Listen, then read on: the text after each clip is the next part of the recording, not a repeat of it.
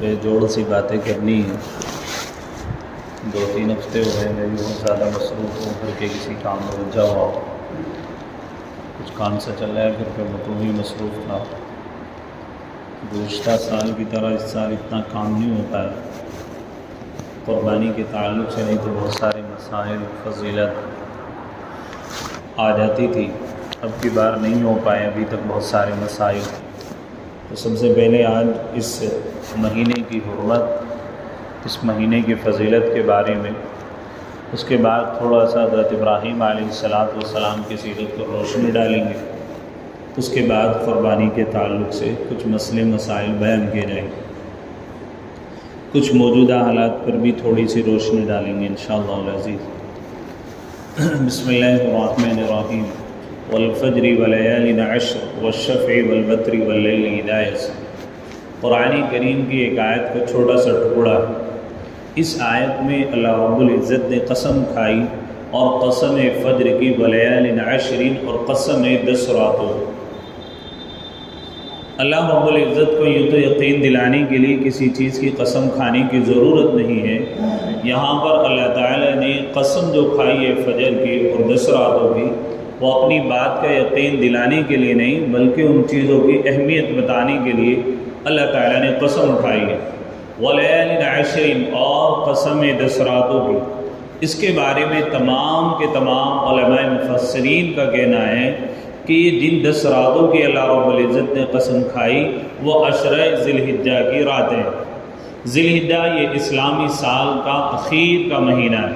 جس طرح ہماری انگریزی زبان میں انگریزی سال کا آخری مہینہ دسمبر کا مہینہ ہوتا ہے، ایسے ہی قمری یعنی چاند کی تاریخ کا آخری مہینہ، اس کا نام ذی الحجہ ہے۔ بہت سارے احباب یہاں ایسے بیٹھے ہوں گے جن کو انگریزی مہینوں کے نام تو یاد ہوں گے لیکن اردو مہینوں کے نام یاد نہیں ہوں گے۔ جس طرح انگریزی میں 12 مہینے ہوتے ہیں، اسی طرح اردو کے بھی 12 مہینے ہوتے ہیں۔ یہ اسلامی سال کا بالکل آخر کا مہینہ چل رہا ہے جس کو ذی الحجہ کہا جاتا ہے۔ اسی ذی الحجہ کی 10 راتوں کی اللہ تعالیٰ نے قرآن کریم میں قسم کھائی، ولیال عشر، اور قسم 10 راتوں کی۔ اور حضور علیہ السلام نے عشرہ ذی الحجہ کی دن کی فضیلت کے بارے میں ارشاد فرمایا، اللہ رب العزت کو عشرہ ذی الحجہ کے دن کی عبادت بہت زیادہ مقبول ہے عام دنوں کی عبادت کے۔ بعض علماء مفسرین اور علماء محدثین نے اس بارے میں بھی یوں کہا کہ اللہ رب العزت کو ان 10 دنوں کی جو عبادت وہ رمضان مبارک سے بھی زیادہ اللہ تعالیٰ کو پسندیدہ ہے، ان 10 دنوں کی عبادت۔ اور پھر حضور علیہ السلام نے ان 10 دنوں کے بارے میں ارشاد فرمایا، جو عشرہ ذی الحجہ کے روزے رکھے یعنی 10 دن کے روزے رکھے تو ایک دن کے روزے کا ثواب 1 سال کے روزوں کے برابر ثواب ملتا ہے۔ اور حضور علیہ السلام نے عرفے کے دن کا روزہ یعنی 9 ذی الحجہ کا روزہ، جس دن میں حج ہوتا ہے وہاں پر حج ہوتا ہے، ہمارے یہاں 9 تاریخ ہوتی ہے، یعنی کہ اب کی بار بدھ کے دن کا روزہ، حضور علیہ السلام نے اس 9 ذی الحجہ کی فضیلت کے بارے میں فرمایا کہ جو بندہ 9 ذی الحجہ کا روزہ رکھے، 1 سال کے گزشتہ سال اور 1 سال کے آئندہ سال کے اللہ تعالیٰ گناہ معاف فرما دیتے۔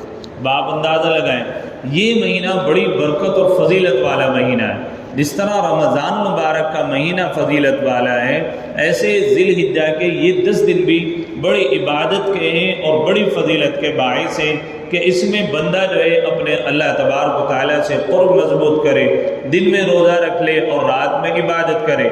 اب یہ روزہ رکھنا مستحب ہے، ایسا نہیں کہ کسی نے روزہ رکھا اور دوسرا آدمی اس کو ٹانٹ کیسے کہ میں نے تو روزہ رکھا تم نے روزہ نہیں رکھا، تو اس میں کسی پہ فبتیاں نہیں کسنی۔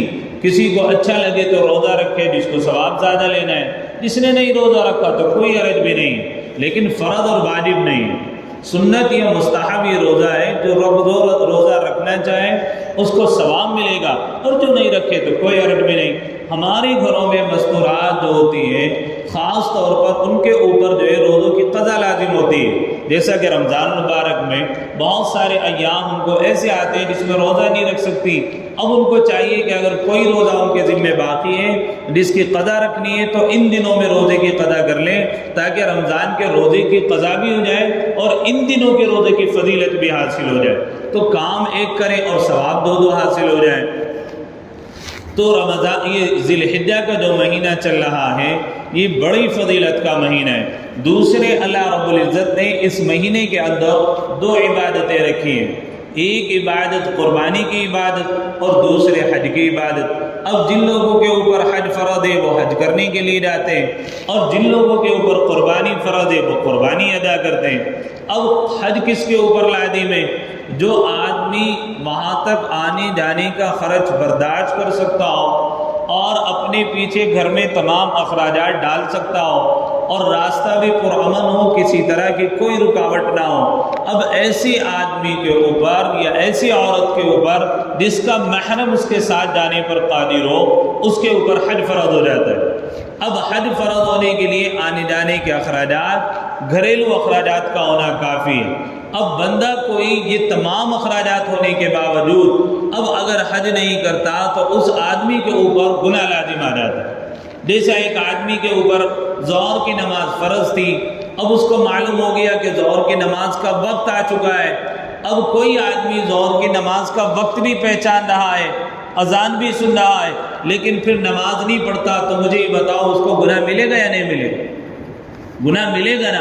ایسے ایک بندے پر حج فرض ہو گیا، یعنی اتنے پیسے اس کے پاس ہو گئے، لیکن پھر بھی حج اس لیے نہیں کر رہا کہ مجھے بیٹیوں کی شادی کرنی ہے یا مجھے بزنس میں آگے بڑھنا ہے، تو ایسے آدمی کے اوپر گناہ لازم ہے۔ اللہ ہم سب کی حفاظت فرمائے۔ عام طور پر آدمی ساری زندگی اسی لیے گزار دیتا ہے کہ مجھے شادی میں پیسہ لگانا ہے یا مجھے بزنس میں پیسہ لگانا ہے، اور اس کے اوپر ذمے جو ہے حج واجب ہوتا ہے، اور لیکن وہ بندہ حج نہیں کرتا۔ حالانکہ اللہ تبارک و تعالیٰ نے قرآن کریم میں کہا کہ جو بندہ حج کرتا ہے، جس کے اوپر حج فرض ہوتا ہے، اللہ رب العزت مال میں اور اولاد میں اس کی بڑھوتری عطا فرما دیتے ہیں۔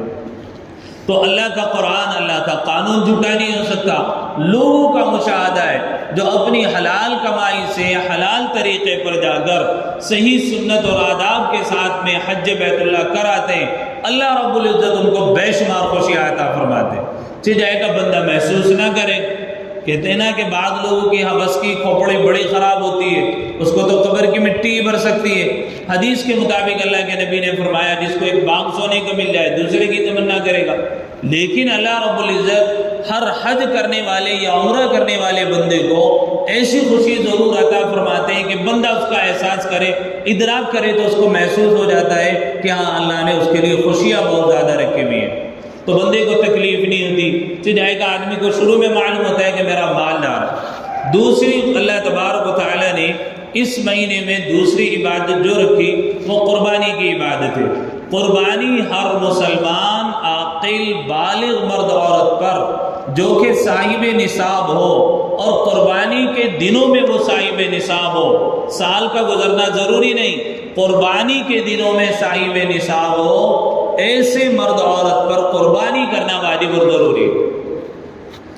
ہر مسلمان عاقل بالغ مرد عورت جو کہ قربانی کے دنوں میں صاحب نصاب ہو، ایسے مرد عورت کے اوپر قربانی کے دنوں میں قربانی کرنا واجب اور ضروری ہے۔ اب قربانی کا نصاب کیا ہے؟ جو 52.5 تولہ چاندی کا مالک ہو، آج کے زمانے میں موجودہ مقدار اس کے 62.5 تولہ چاندی ہو رہی ہے، اس لیے کہ اس زمانے کا تولہ زیادہ ہوتا ہے، آج کے زمانے کا تولہ کم ہے۔ 62.5 تولہ چاندی کا جو بندہ آج کے زمانے میں مالک ہے، قربانی کے دنوں میں ایسے آدمی کے اوپر قربانی کرنا واجب ہے، چاہے وہ مرد ہو یا عورت ہے۔ اگر کوئی آدمی کاروبار کرتا ہے، جمعرات کی قربانی کا دن ہے، جمعے کا دن قربانی کا ہے، بار کا دن قربانی کا ہے، بار کے دن قربانی میں عصر کی نماز سے پہلے 3 بجے کسی آدمی کے پاس موجودہ زمانے کے اعتبار سے 35,000 روپے آ جاتے ہیں، اب اس آدمی کے اوپر عصر سے پہلے قربانی کرنا واجب اور ضروری ہے۔ کیا کہہ رہا ہوں؟ جس طرح ایک آدمی جیسا ہی ظہر کی نماز کا وقت پہچان لے گا، پا لے گا، اب اگر وہ جیسے ظہر کا وقت پہچان لیتا ہے تو اس کے اوپر نماز پڑھنا واجب اور ضروری ہوتا ہے۔ اسی طرح 12 ذی الحجہ کی عصر سے پہلے جو بندہ قربانی کے نصاب کو پہنچ گیا، یعنی اتنے پیسوں کا مالک بن گیا، ایسے آدمی کے اوپر قربانی کرنا، بات سمجھ میں آ رہی ہے بورے؟ اس کے لیے سال گزرنا ضروری نہیں۔ بعض لوگ یہ سمجھتے ہیں کہ جس طرح مال کے اوپر زکوٰۃ میں سال گزرنا ضروری ہے تو قربانی واجب ہے، ایسا نہیں۔ قربانی کے 3 دن ہیں، 10، 11، 12، ان 3 دنوں میں جو آدمی صاحب نصاب ہوگا ایسے آدمی کے اوپر قربانی کرنا ضروری ہے۔ اب قربانی ہے کیا چیز؟ قربانی کی بڑی فضیلت اللہ تعالیٰ نے قرآن کریم میں بیان کی۔ اللہ تعالیٰ ارشاد فرماتا ہے وَاتْلُ عَلَيْهِمْ نَبَأَ ابْنَيْ آدَمَ بِالْحَقِّ إِذْ قَرَّبَا قُرْبَانًا فَتُقُبِّلَ مِنْ أَحَدِهِمَا وَلَمْ يُتَقَبَّلْ مِنَ الْآخَرِ قَالَ لَأَقْتُلَنَّكَ قَالَ إِنَّمَا يَتَقَبَّلُ اللَّهُ مِنَ الْمُتَّقِينَ۔ ایک آیت تو یہ ہے، یہ مشروعیت کا ہوئی قربانی اس کے بارے میں۔ دوسری قربانی اللہ کا امر ہے، اللہ کا حکم، اِنَّا أَعْطَيْنَاكَ الْكَوْثَرَ، زور سے بولو، فَصَلِّ لِرَبِّكَ وَانْحَرْ، اے نبی ہم آپ کو حوض کوثر عطا کریں گے، فصلی تو آپ نماز پڑھیے، ونہر اور قربانی کیجیے۔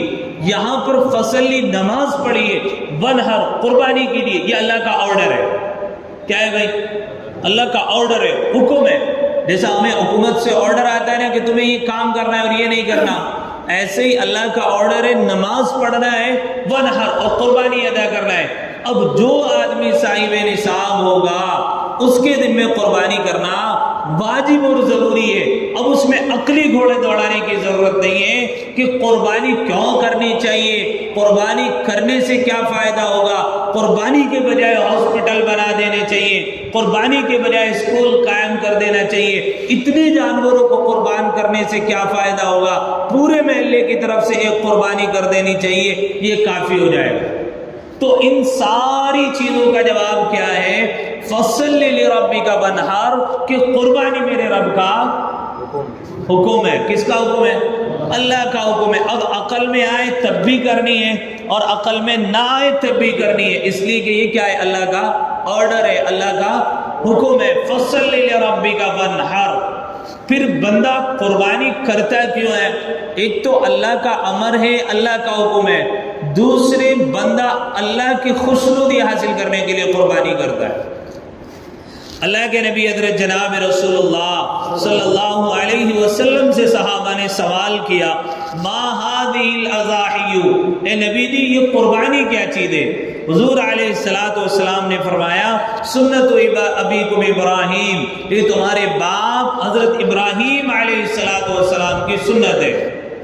اب آپ اندازہ لگائیں حضرت ابراہیم علیہ السلام کو حضرت اسماعیل علیہ السلام جو ملے وہ 86 سال کی عمر گزر جانے کے بعد میں، حضرت ابراہیم کی عمر 86 برس کی ہو چکی تھی اور آپ کے کوئی اولاد نہیں تھی، اللہ تعالیٰ سے بڑی دعا کرتے تھے، حتیٰ کہ جب 86 سال کی عمر گزر گئی تو اللہ نے اچانک یوں کہا فَبَشَّرْنَاهُ بِغُلَامٍ حَلِيمٍ، ہم اب آپ کو بردبار بیٹے کی جو ہے خوشخبری سنا دیں۔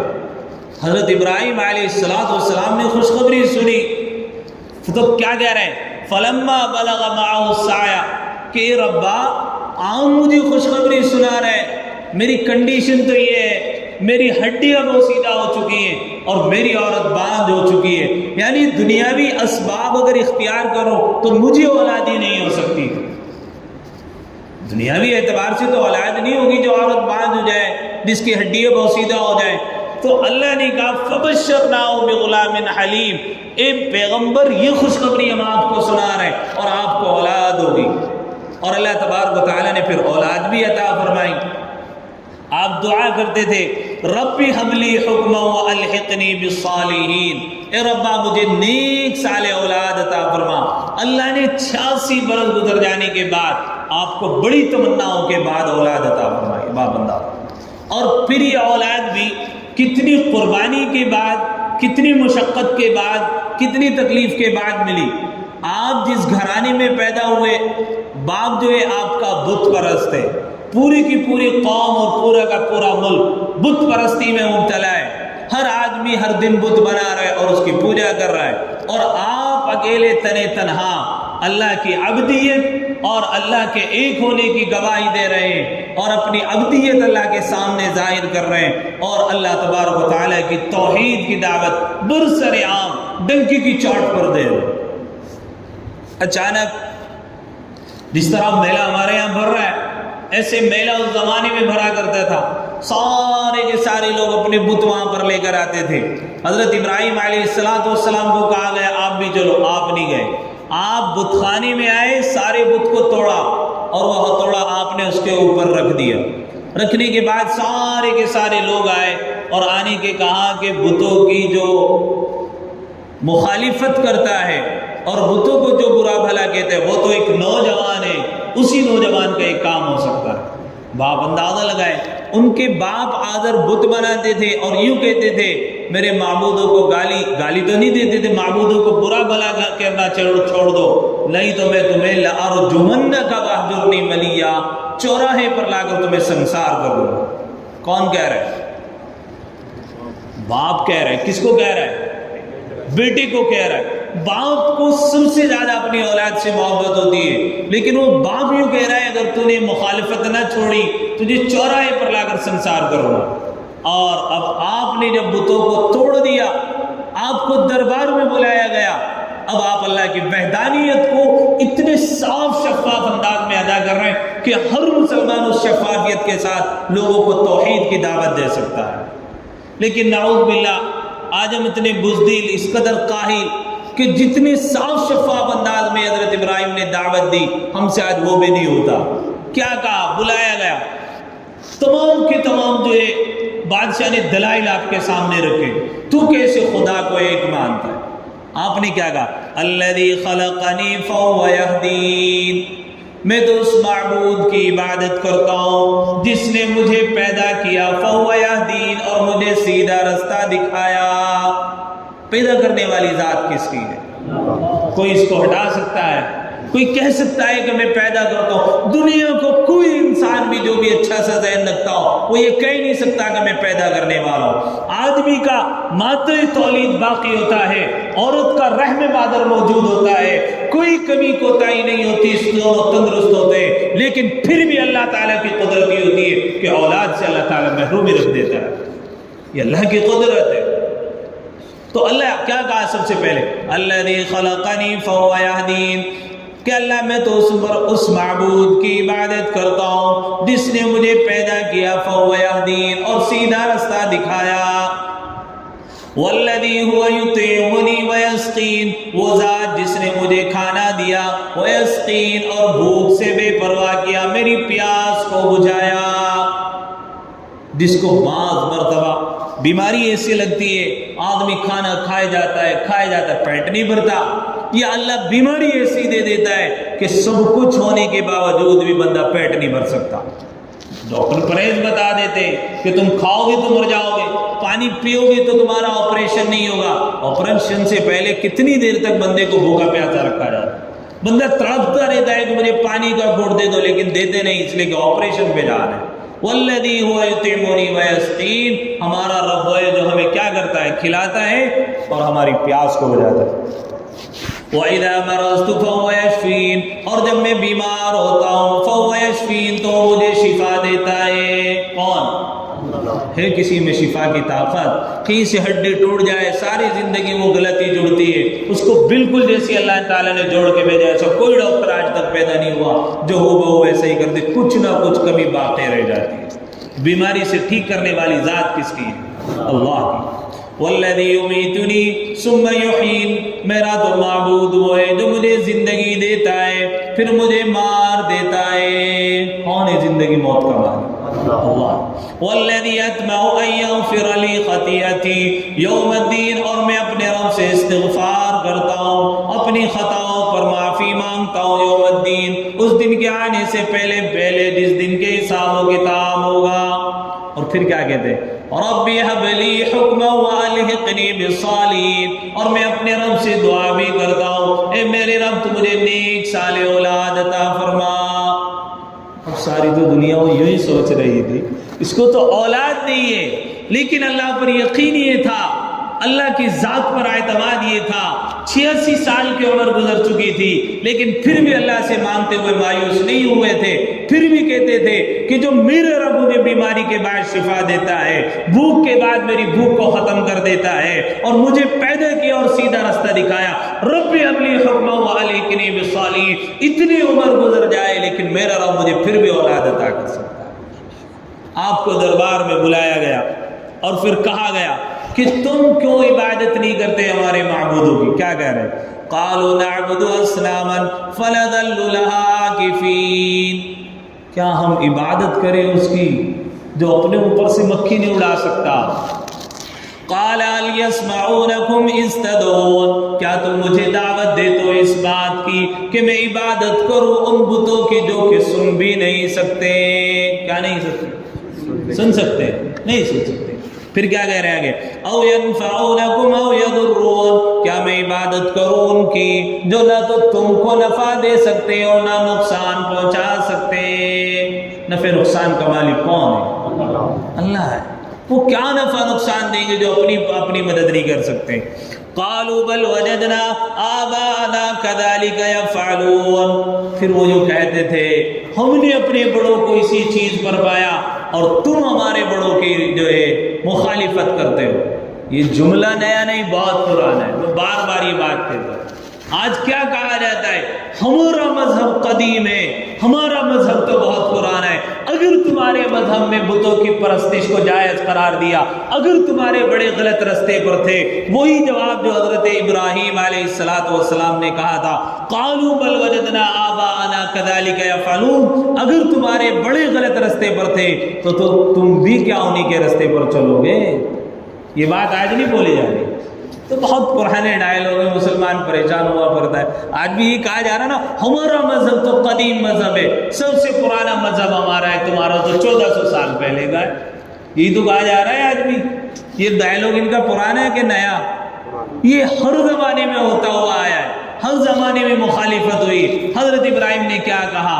کذالک یفعلون، تمہارے بڑے، ہمارے کہتے نا آباء و اجداد، قرآن سمجھنا مشکل کچھ نہیں، دیکھو الفاظ پر غور کرو۔ قالوا بل وجدنا، تمہارے دادا، آباءنا، تمہارے بڑے ابو، یعنی کہ تمہارے ابو تھے، تمہارے پڑدادا تھے، سکڑدادا تھے، کذالک یفعلون، وہ اس طرح کرتے تھے، یعنی بتوں کی پوجا کرتے تھے۔ آگے کیا کریں؟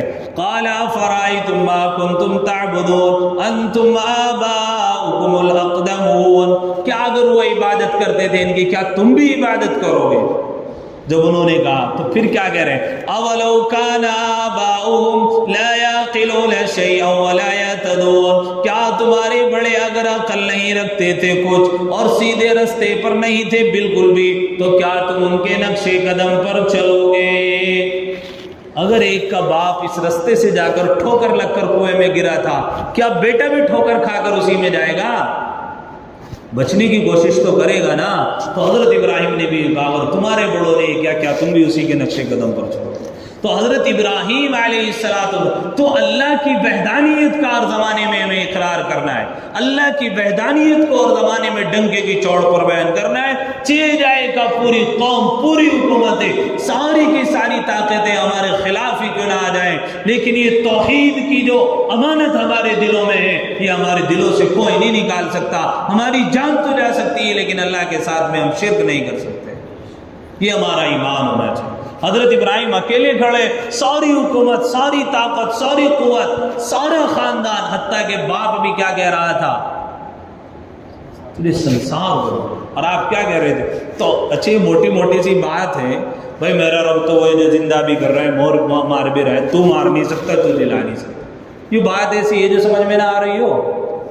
یہ ہر مسلمان کر سکتا ہے نا، ہر زمانے میں کر سکتا ہے، ہر وقت کر سکتا ہے، لیکن معاملہ وہی ہے کہ ہم نے اس دعوت والے مشن کو چھوڑا ہو، ہماری جو ذمہ داری تھی ہم نے اس ذمہ داری کو نبھایا نہیں ہے۔ تو حضرت ابراہیم علیہ السلام، ایسے ہی حضرت امام ابو حنیفہ رحمۃ اللہ علیہ کے زمانے میں چند دہریے اکٹھے ہوئے اور کہا کہ دنیا کا نظام خود بخود چل رہا ہے، اس کو چلانے والی ذات کسی کی بھی نہیں ہے، جیسا کہ آج کے زمانے میں بھی ہے۔ مناظرہ ہوا، تمام کی تمام لوگ اکٹھا ہیں، حضرت امام ابو حنیفہ رحمۃ اللہ علیہ کا انتظار کیا جا رہا ہے، آپ آئے نہیں، تمام کے تمام لوگ پریشان، اور تمام کے تمام ان دہریوں نے یوں کہنا شروع کر دیا، جس کو تم اتنا بڑا امام مانتے تھے اور اتنا بڑا پیشوا سمجھتے تھے، وہ ہمارے سامنے ٹک ہی نہیں سکتا، ہم سے ڈیبیٹ نہیں کر سکتا، مناظرہ نہیں کر سکتا، دیکھو اب تک نہیں آیا۔ حضرت امام ابو حنیفہ کا انتظار ہو رہا ہے اور انہوں نے بڑا واویلا مچایا ہوا ہے کہ دیکھو تمہارا امام ہمارے سامنے سے آنے سے انکار کر رہا ہے، اب تک نہیں آیا۔ جیسا کہ آج بھی تم دیکھتے ہوں گے، بہت سارے مسلمانوں کے بھی دل میں خیال ہوگا، اجی ڈیبیٹ میں چند وہ بیچارے چلے جاتے ہیں، وہ نہ مولوی نہ فقیہ نہ کچھ نہیں، وہ جو جاتے ہیں آج کل، ابھی تک وہ ٹھیک ٹھاک سے گیا بھی نہیں ہے، اور جس دن ٹھیک ٹھاک سے جاتا ہے پھر اس کو دوبارہ بلاتے بھی نہیں، آپ نے دیکھا بھی ہوگا۔ اللہ کا کرم ہے، آج کے زمانے میں مسلم امت میں ایسے علماء موجود ہیں جو برجستہ جس زبان میں کہ اس زبان میں ان کا جواب دینے کا وہ حق رکھتے ہیں اور جواب دے سکتے ہیں، لیکن مسئلہ ہے ان تک ہم پہنچ پاتے نہیں۔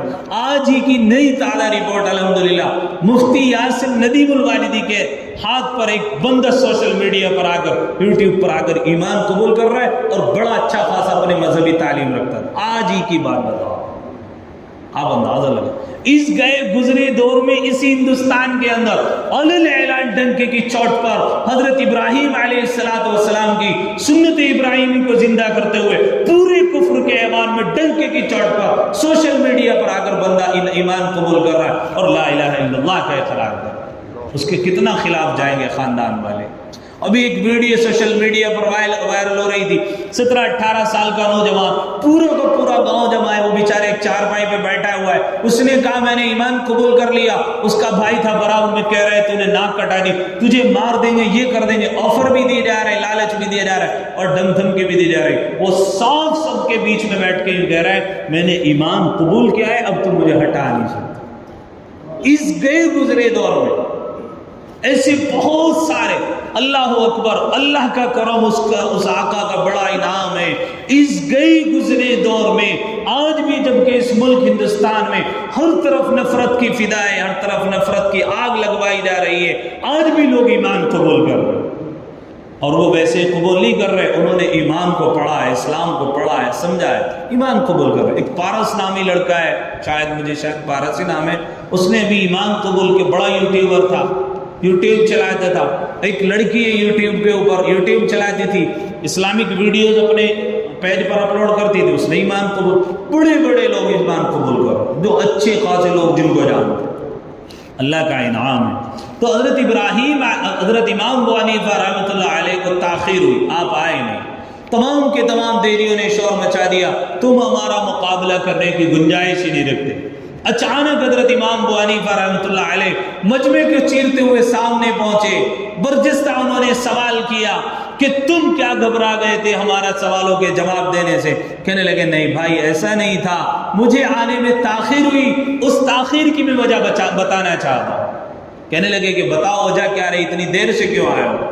کہنے لگے کہ جب میں دریا کے کنارے پر آیا تو وہاں پر کوئی ملہ نہیں تھا اور کوئی کشتی نہیں تھی، اچانک میں نے دیکھا دریا کے کنارے ایک درخت تھا، وہ درخت خود بخود پھٹا، تختے بنے، کشتی بنی، اور پھر اس کشتی میں سوار ہوا، کشتی خود بخود چل پڑی، اور پھر میں اس کنارے سے اس کنارے تک تمہارے پاس آیا، اس وجہ سے مجھے آنے میں دیری ہوئی۔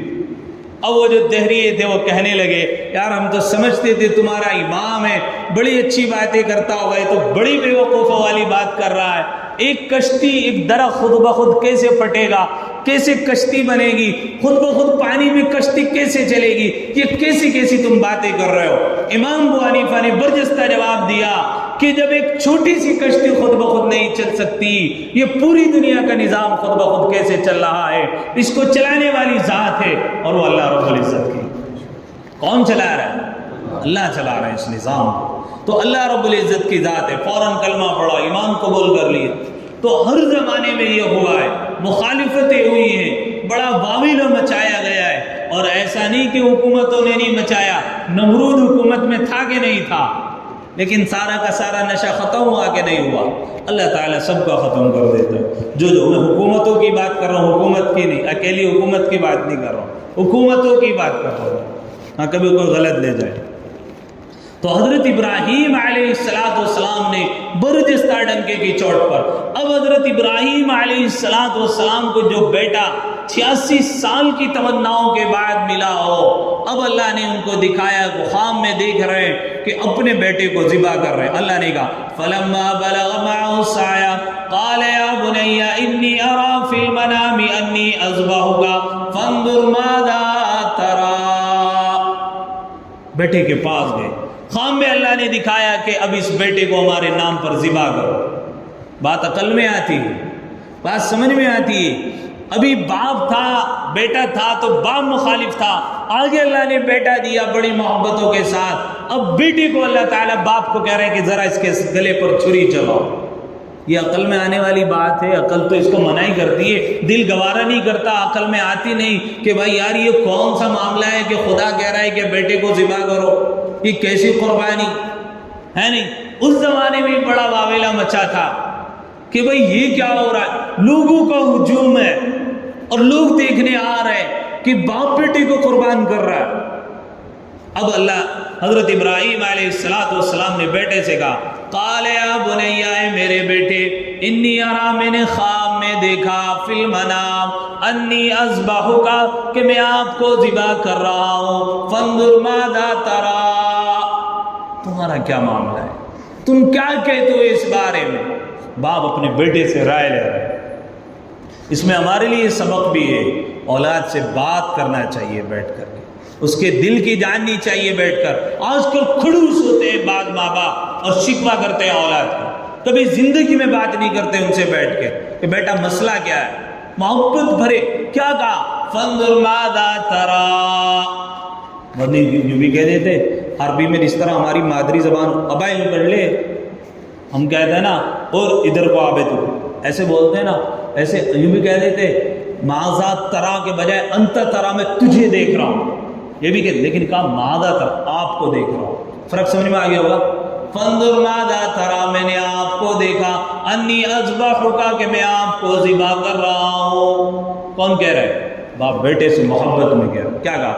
قال یا ابت افعل ما تؤمر ستجدنی ان شاء اللہ من الصابرین۔ اے والد صاحب، جو آپ نے دیکھا آپ اس معاملے کو کر گزریے، ستجدنی، ان قریب آپ انشاءاللہ من الصابرین، اللہ نے چاہا مجھے صبر کرنے والوں میں سے پائیں گے۔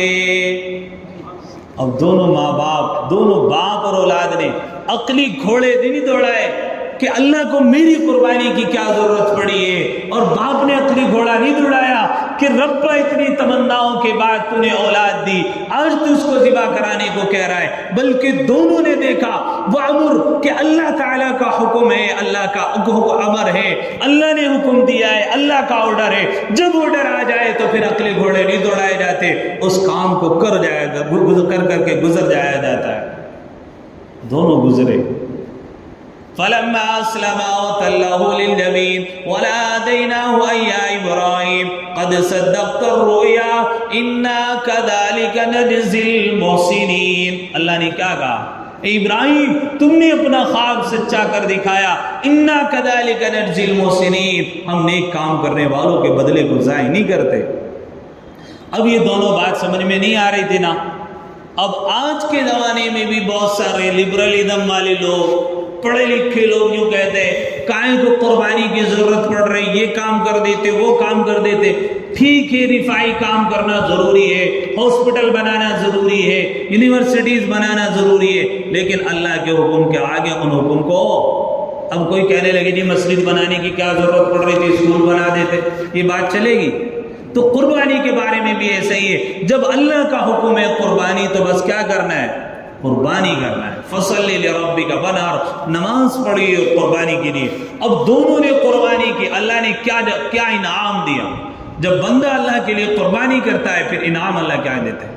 قال انی جاعلک للناس اماما قال ومن ذریتی قال لا ینال عہد الظالمین، ہم آپ کی اولاد کو لوگوں کا امام بنائیں گے، لوگوں کا پیشوا بنائیں گے۔ حضرت اسماعیل اور آپ ہی کی اولاد میں اللہ تعالیٰ نے حضرت جناب رسول اللہ صلی اللہ علیہ وسلم کو پیدا فرمایا۔ اتنی قربانی کے بعد اتنا بڑا اللہ تعالیٰ نے صلہ بھی عطا کس کو؟ حضرت ابراہیم علیہ السلام کو۔ تو یہ اس وقت سے اللہ کے نبی نے فرمایا، صحابہ نے سوال کیا اللہ کے نبی قربانی کیا ہے؟ آپ نے فرمایا تمہارے باپ حضرت ابراہیم علیہ السلام کی سنت ہے۔ پھر صحابہ نے سوال کیا اللہ کے نبی اس میں ہمارے لیے کیا ہے؟ حضور علیہ السلام نے فرمایا ہر بال کے بدلے ایک نیکی۔ پھر صحابہ نے سوال کیا فسوق، اللہ کے نبی اگر کسی کے پاس بھیڑ ہو اور وہ اس کو ذبح کر رہا ہو تو حضور علیہ السلام نے فرمایا کہ ہر بال کے بدلے ایک نیکی۔ باپ اندازہ لگے تو بندہ حضور علیہ السلام کے فرمان کے مطابق قربانی کا ذبیحہ کا جب خون زمین پر گرتا ہے، زمین پر خون گرنے سے پہلے اللہ تعالیٰ بندوں کی مغفرت فرما دے۔ اب بندے کو خلوص دل کے ساتھ گوشت خوری کے لیے نہیں بلکہ اللہ کی رضامندی کے لیے قربانی کرنی چاہیے۔ اللہ نے کہا ان صلاتی و نسکی و محیایا و مماتی للہ رب العالمین، بے شک میری نماز، میری قربانی، میرا مرنا، میرا جینا اللہ رب العالمین کے لیے ہے۔ کس کے لیے؟ اللہ رب العالمین کے لیے۔ اس لیے جو بندہ صاحب نصاب ان 3 دنوں کے اندر ہو جائے اس شخص پر قربانی کرنا واجب ہے، وہ مرد ہو، عورت ہو، بچہ ہو یا بچی ہو جو کہ بالغ ہے۔ آپ نے اپنے گھر میں اپنے بچے کو مکلف بنایا ہوا ہے کہ وہ 35,000 روپے اپنے بینک بیلنس میں رکھتا ہے تو آپ کے بیٹے پر قربانی واجب ہے۔ آپ نے اپنے بیٹی کو سونے کی چاندی کی انگوٹھی، سونے کی انگوٹھی پہنا کر اس کے ہاتھ میں ڈالی ہوئی ہے اور اس کو اس چیز کا مالک بنایا ہے، وہ کچھ بھی کرے اس چیز کا، تو اگر وہ سونے کی انگوٹھی کی مالک آپ کی بیٹی اور اس کی قیمت 35,000 روپے سے زیادہ ہے موجودہ زمانے کے اعتبار سے تو اس بیٹی پر بھی قربانی واجب ہے۔ آپ کی بیوی جب آپ نے اس کو زوجہ بنایا تھا اور اس پر بہت سارا سامان چڑھایا تھا نہیں چڑھایا ہے نہیں، اب اس کو چڑھایا تھا، سامان بھی لائے تھے اس کو ساتھ میں، لیکن آپ اپنی تو قربانی کرتے ہو، خرچہ محترمہ کو نہیں دیتے ہو، روزانہ کی جیب خرچی نہیں دیتے ہو، تو جب تم نے جیب خرچی نہیں دی تو قربانی کہاں سے کرے گی؟ تو اس کی قربانی بھی کس کے ذمہ واجب ہے؟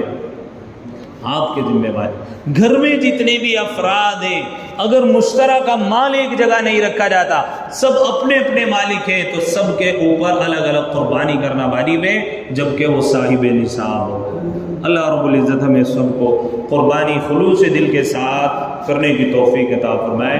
پہلے دن میں قربانی کرنا افضل ہے، دوسرے دن میں اس سے کم ثواب، پھر تیسرے دن میں اس سے کم ثواب، لیکن سب سے افضل دن کے پہلے دن قربانی کریں۔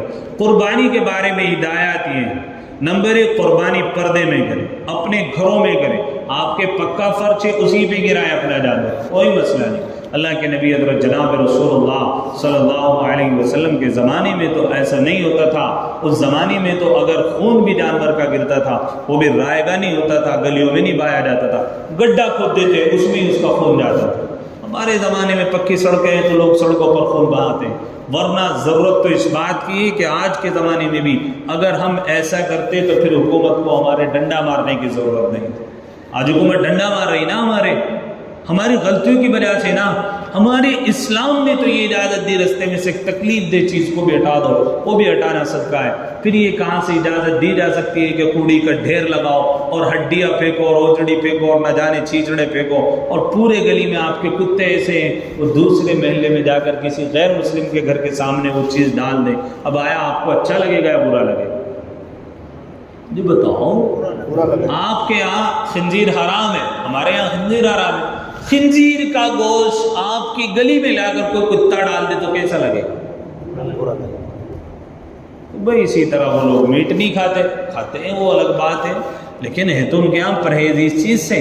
اب آپ کی یہ چیز وہاں پر پہنچ گئی، جبکہ ہندوستان میں تمام لوگ مشترکہ رہتے ہیں، مسلمانوں کا محلہ ہے تو پیچھے دیوار غیر مسلم بھائی کی ہے۔ اب آپ نے ایسے ہی کھلے میں اپنا سامان رکھا تو اس کو تکلیف ہو رہی کہ نہیں ہو رہی؟ اب یہ تکلیف سے بچانا ہماری ذمہ داری تھی ان کو، لیکن اب یہ ذمہ داری کون نبھا رہا ہے؟ حکومت نبھا رہی ہے تو سمجھ میں آ رہا ہے، حالانکہ یہ میسج مسلمانوں کی طرف سے اولڈ لیڈی حکومت کو جانا تھا کہ ہم اپنی عید میں مناتے ہیں تو آپ کے تہواروں کی طرح دنگے نہیں کرتے، آپ کے تہواروں کی طرح مسجدوں کو نہیں توڑتے، آپ کے تہواروں کی طرح روڈ کو جام نہیں کرتے، اور آپ کے لوگوں کی طرح شر نہیں پھیلاتے۔ ہم اسلام کے ماننے والے ہیں، ہمارے ہر معاملے میں تہذیب ہے، تمدن ہے، سلیقہ ہے اور طریقہ ہے، لیکن اس کا الٹا ہو رہا ہے کہ نہیں ہو رہا؟ وہ تو وہی رہا جو ہو رہا ہے، لیکن ہماری بھی تو کچھ کمیاں